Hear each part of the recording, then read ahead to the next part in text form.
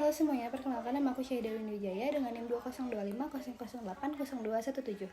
Pada kesempatan kali ini aku akan menjelaskan mengenai sesi 11 Pendidikan Pancasila. Apa itu ideologi? Ideologi berasal dari kata idea, yaitu gagasan, dan logos, yaitu ilmu. Jadi, ideologi secara sederhananya merupakan sistem gagasan yang menjadi panduan hidup suatu bangsa. Para ahli seperti KBBI, Mubiarto, dan juga Sastra Praditya punya definisi masing-masing mengenai ideologi tersebut, tapi intinya tuh sama-sama. Ideologi merupakan nilai dan keyakinan yang menjadi pedoman suatu bangsa dalam mencapai tujuannya. Pancasila disebut ideologi terbuka karena nilainya digali dari budaya masyarakat sendiri, bukan dipaksakan dari luar dan lahir dari kesepakatan seluruh rakyat. Pancasila memiliki 3 tingkat nilai: nilai dasar yang tidak berubah, nilai instrumental yang bisa menyesuaikan keadaan, dan juga nilai praksis yaitu penerapan nyata sehari-hari. Meski terbuka, ada batasannya. Pancasila juga menolak komunisme, liberalisme ekstrim, dan pandangan yang mengancam persatuan bangsa. Ada 4 ideologi besar dunia, Marxisme, Leninisme, yaitu mengandung ateisme yang bertentangan dengan sila pertama. Liberalisme terlalu mengutamakan individu, lalu bertentangan dengan gotong royong di sila kelima. Sosialisme cukup dekat dengan Pancasila, tapi tetap berbeda. Kapitalisme memberikan kebebasan penuh individu menguasai ekonomi, yang bertentangan dengan ekonomi kerakyatan kita. Yang pada kesimpulannya, Pancasila adalah ideologi jalan tengah yang menyeimbangkan kepentingan individu dan kolektif. Baik, pada slide kelima ini kita bisa lihat sumber historis. Setiap pemimpin Indonesia memiliki cara berbeda untuk menerapkan Pancasila. Soekarno memakai Pancasila sebagai pemersatu bangsa, tapi sempat lebih fokus ke Nasakom. Soeharto menjadikannya asas tunggal lewat penataran P4 yang sayangnya bersifat indoktrinasi. B.J. Habibie menghapus P4 tapi Pancasila kurang bergema.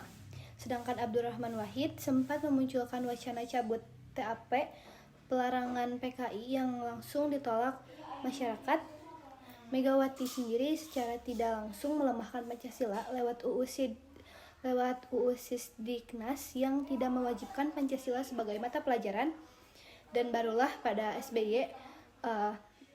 Bapak SBY memulihkannya lewat UU Pendidikan Tinggi 2012 yang mewajibkan Pancasila sebagai mata kuliah, seperti yang kita jalani sampai saat ini. Baik, secara sosiologis, nilai Pancasila sudah hidup dalam perilaku masyarakat sehari-hari. Seperti sila pertama tercermin dari kehidupan beragama, lalu sila kedua dari budaya saling menghormati, sila ketiga dari rasa solidaritas dan cinta tanah air, sila keempat dari tradisi musyawarah, dan sila kelima dari gaya hidup sederhana dan suka menolong sesama. Secara politis, ini harus diwujudkan dalam bernegara, seperti toleransi beragama, melindungi perlindungan HAM, mendahulukan kepentingan bangsa, mengutamakan musyawarah, dan tidak menyalahgunakan kekuasaan. Urgensi Pancasila itu Pancasila itu penting karena 2 peran utamanya. Pertama, sebagai penuntun moral warga negara. Maraknya narkoba di kalangan muda menunjukkan nilai Pancasila belum benar-benar meresap.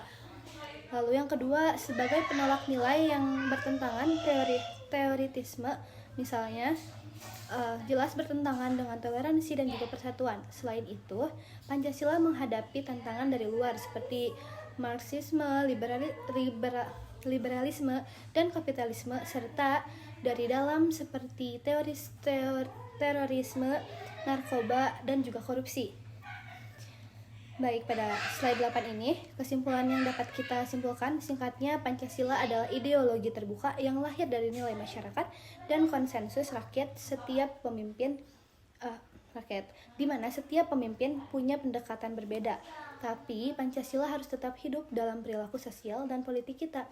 Pancasila urgent sebagai kompas moral sekaligus benteng dari ancaman yang bertentangan dengan hak-hak Pancasila tersebut. Memahami dan mengamalkan Pancasila adalah tanggung jawab kita sebagai warga negara bersama. Terima kasih, saya Syahidah Windywijaya. Mohon maaf bila ada kekurangannya. Wassalamualaikum warahmatullahi wabarakatuh.